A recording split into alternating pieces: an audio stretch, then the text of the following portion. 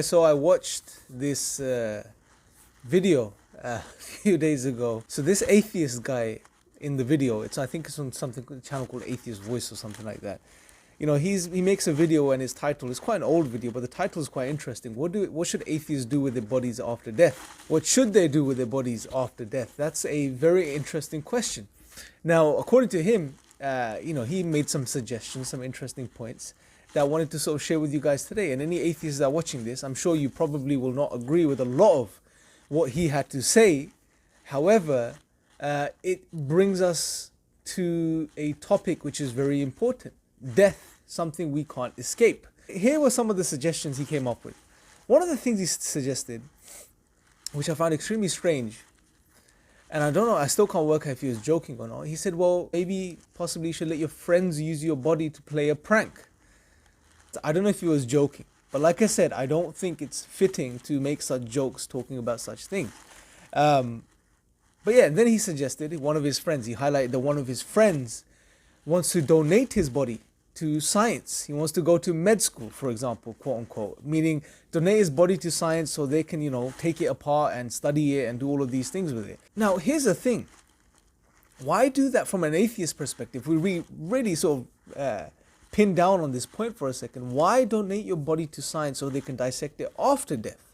I mean, if we stop and think about it for a second, according to the atheists, all you are is just your physical body, right? A functioning biological physical body, meaning that your heart's beating, the neurons are firing in your mind, the blood circulating through your body, etc. And all of these things are taking place. These biological actions that are taking place.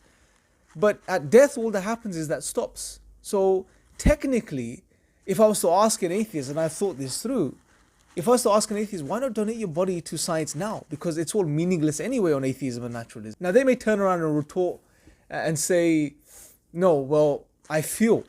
Because of the neurons firing in my brain, I have feelings. I feel pain.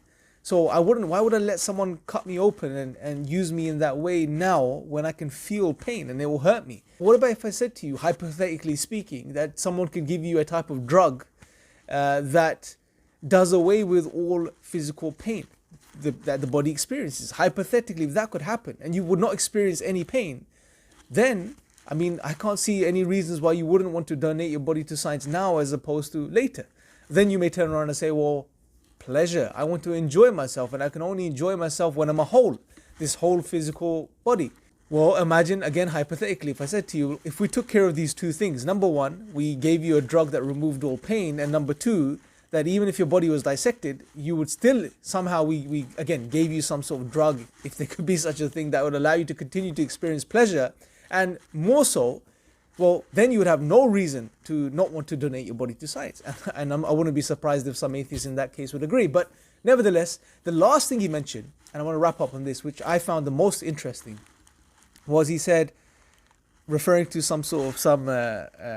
another individual, and he actually emphasized this point himself too in the video, which is, whatever you do with our body, my body, who cares? I'm no longer there.